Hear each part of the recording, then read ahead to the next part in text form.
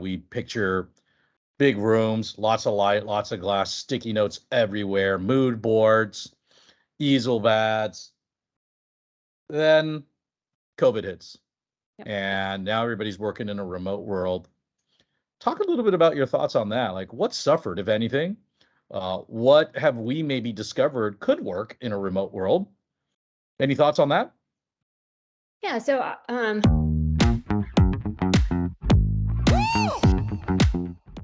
Good morning, Jenna. How are you doing this morning? good, good. How are you, Andy? I'm doing really well. Well, I'm ultra excited to talk to you about user experience, creative, and the things that an agency usually provides. And is really the pillar of user experience. And as you and I have talked for the 6 years that we've worked together, software development automatically gets associated with engineering. And then maybe on a little outer arc, it gets associated with business process. But people really forget, even though they know about it, how important user experience is when it comes to software development. So we're going to talk about a few topics today.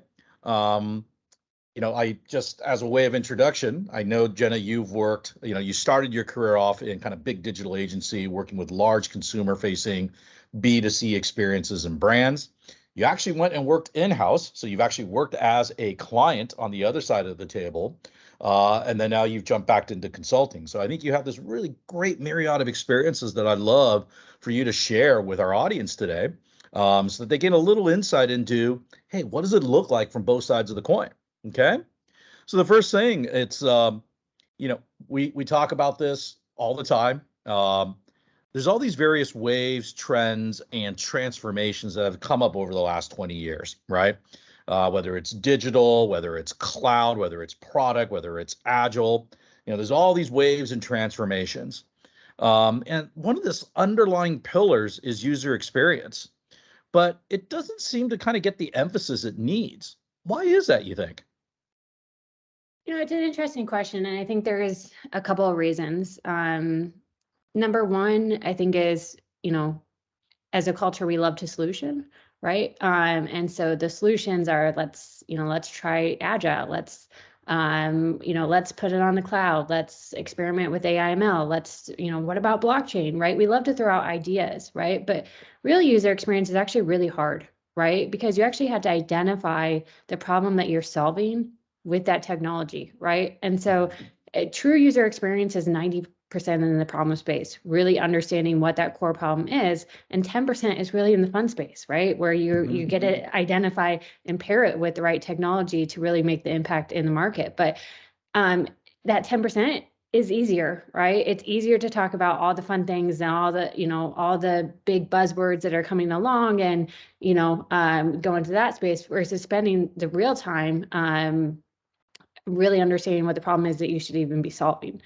And then I think the second thing is that there's just a really big misunderstanding of what user experience really is, right? In organizations, too often, when people talk about we need a UX person or we need to, be more user centric, what they're truly talking about is we need some wireframes or some production level assets for development, right? Let's make it pretty. I mean, like that's I hear that a lot. The nemesis of any designer, right? And that's not user experience, right? That's user interface, right? And will that make an impact or give you value or results? May or may not, right? But true user experience, right, is when you're putting the heart of everything that you do at the heart of the user. And anymore, sometimes we'll get stakeholder experience, right, where you'll get some business SMEs giving you some feedback on what that is. But how often are true UX designers actually sitting and watching users? It's becoming less and less every day. So, along those lines, how do you feel about it when people come up to you and say, I need someone who could do UX/UI? Oh, that's a great question. I, it doesn't work. So, I think it's, asking, if you think about other ways to compare that to, it's like, I need Tom Brady to be the quarterback and the linebacker, right? He can't play every position on the field, right? And the same is true as in UX UI, right? So maybe every once in a while you'll get a unicorn, that can do both, right? But even if you get a unicorn, somebody who's actually trying to come up with actually executing the user interface, they're biased. So can they actually perform the usability and user testing needed on the interface? No, because anything they do is going to be skewed by the fact that they designed it. So they can't test their own user interface, right? So, creating that separation, right, creates the power of really making sure that the UX person is solely focused on the user and what they need versus the UI person really focused on, creating an engaging, and kind of delightful experience that surprises and delights the user, that creates that brand experience. It's really tied to the brand. And maybe 1 in 100 people can play that role, right? But not very often. Well, I'll go down the rabbit hole even bigger. There's this trend of having someone who does UX, does UI design, and does the development of the UI interface. What do you think about that sort of approach? And, let's be honest, I think a lot of that's driven by cost. Like we can find one person that can do all of this end to end, right? You kind of tell yourself, well, isn't that good? Like you own the user experience input all the way through UI design, and now you're going to get to build it. Like your chances of actually the output, a la the user interface, aligned to all of the inputs are higher. So what's your take on that? I think if you're actually doing hands-on design and hands-on development, when do you actually have time to talk to the user? When do you actually have time to spend with the user and watch them using your tools? And if you have, eh, there's just not enough time for it to be all 3 roles. And honestly, like as soon as there is a separation between connecting with the user, being in their space, and really understanding their problems versus as soon as you open the computer, that goes away, right? Right, right, And you're stuck in, well, we got deadlines, we got right. we got scrum masters pushing on me that this had to be done then, right? And everything about the user and what they need, and what's going to make best experience kind of goes out the window, right? Because you're stuck on, driving towards that deadline, and making things that are easier, right, to make that deadline versus spending a little bit more time figuring out what the actual user needs and how you're building it right versus how and making sure that you're building the right thing. Great. So moving on to another topic, as you know, Agile is no longer on the fringes. It's kind of the mainstream way of doing things.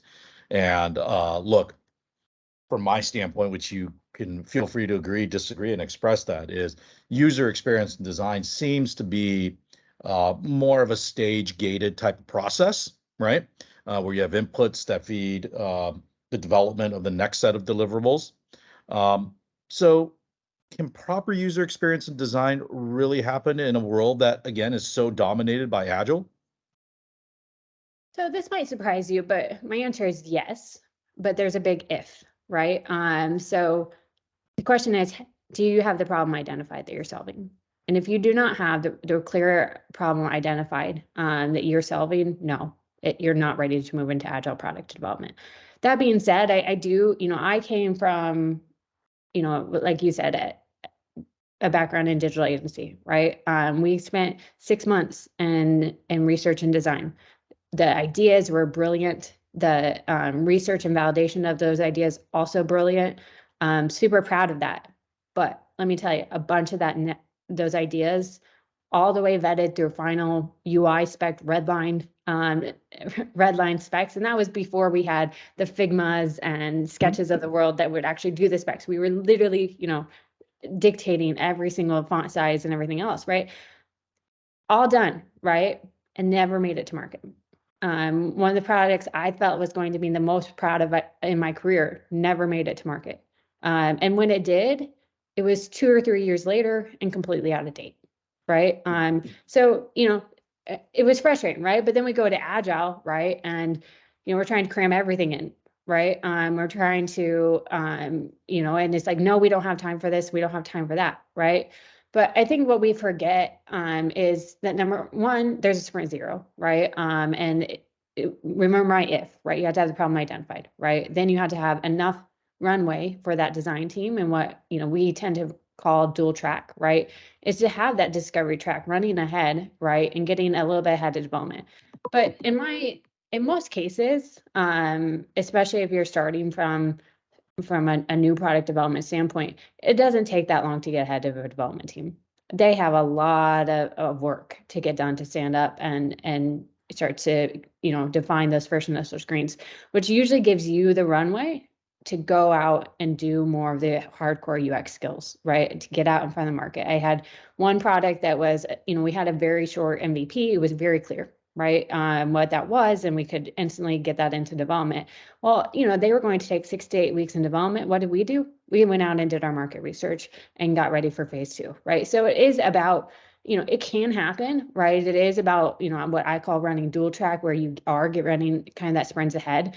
But you do have to make sure that you are solving, that you've done enough user research and ahead of time that you do clearly understand the problem that you're solving. Because if you don't, then Agile will definitely not work with UX. Cool. So, in my experience, and I think this is the perception of a majority of people, when we think about research, UX, and visual design, we picture big rooms, lots of light, lots of glass, sticky notes everywhere, mood boards, easel pads. Then COVID hits, Yep. and now everybody's working in a remote world. Talk a little bit about your thoughts on that. Like, what suffered, if anything? What have we maybe discovered could work in a remote world? Any thoughts on that? Yeah, so obviously with COVID, we were forced into a lot of remote ways of working, right? And I guess the truth of the matter is we made it work, right? We used Mural to do some of those interaction boards. We did, virtual testing instead of in-person testing. We survived, right? But what would it be if we were in person? What would be if we were able to conduct those tests in person, have the workshops in person, bigger ideas, better insights, right? And so there's just no replacing an in-person workshop. The synergy that you get in the room, the ability to read body language and bouncing things off each other, the craziness, right? And just the fact that we're all dedicated. We're not being bombarded with our phones and the laptops and the Teams messages and everything else distracting us, right? You can get an attention span for a full day rather than maybe an hour or two, right? That you can get on a Teams brainstorm. And so it is that, right? You're always going to get better ideas in person. I truly believe that. And in terms of usability testing, like I think there is a trick to usability testing, right? There's a wrong way and a right way. And the wrong way is to ask the user what they think and do they like it or not, right? Because that's not going to get you the true insights that you need, right? You actually, the biggest insights I found in user testing is when I go on site, right? When you actually see the environment that users in, especially if they're working on mobile phones, and think of drivers in the middle of winter, right? If you don't go watch them and figure out how are they managing that, right? And really figuring out, well, I had designed this, but wait, they're trying to use this right now. It doesn't work at all, right? They can't actually interact with something. They need something that maybe is voice interaction, right? But you can't know that by trying to do a virtual test, because they're sitting in an environment that's not actually their environment, right? And so there is a really big importance on really understanding not just, the questions and their answers and the responses, but their whole environment around them, and really that, the behavioral analysis piece of it. Okay, really cool. So it sounds like, from your standpoint, not doing a lot of the user experience, the research, the um, workshop sessions, if you will, in person, is a setback. And so that's a really interesting take, as we face sort of a, changing and shifting work location preferences, especially with, the younger, workforce generation. It sounds like we've got to find a way to be willing to make the commitment to come together for some period of time to do these workshops to drive the optimal outcome. That's a great take. All right. So, can UX and design suffer from analysis paralysis? Because you always hear this, right? You can't put a schedule on creative. Um, doesn't Oh, work for that way. sure, for sure, should put a schedule on a creative. The best creative ideas we ever had in my career were for pitches, right? you get 2 or 3 weeks, right, where we all just, work night and day around the clock and get goofy and come up with amazing ideas, right?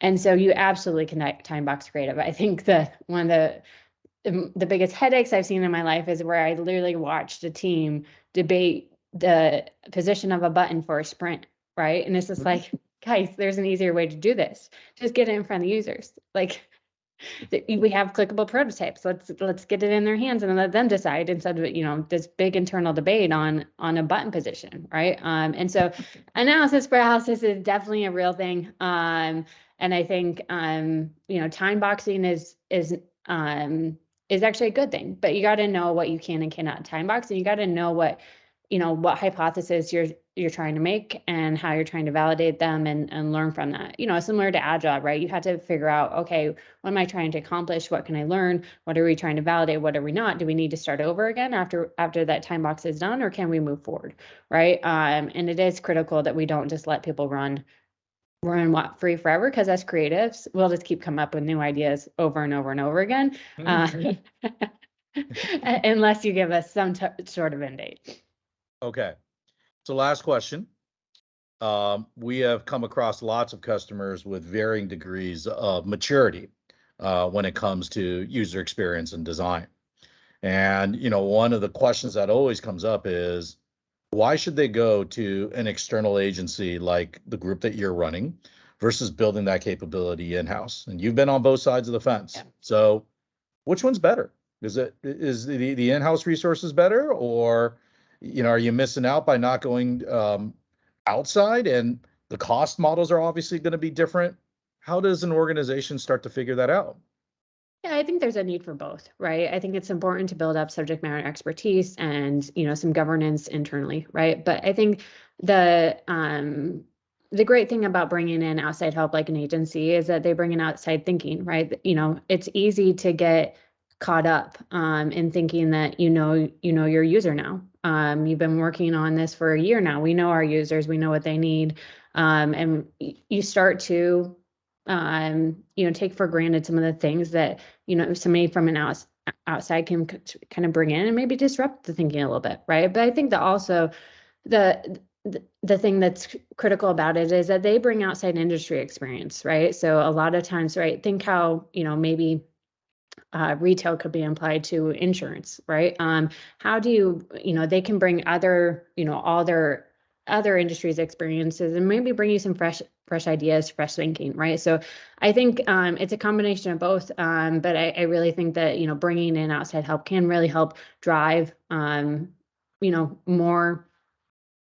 disruptive thinking sometimes, if your team is feeling a little bit stalled, or you just don't feel like you're getting big enough ideas. Great. Well, Jenna, I want to thank you for your time. And if there's anybody who wants to reach out to Jenna directly, you'll see it in the next closing segment. But thank you, everyone, for tuning in. And until next time, talk to you soon. Thanks, Sandy. Bye. Bye.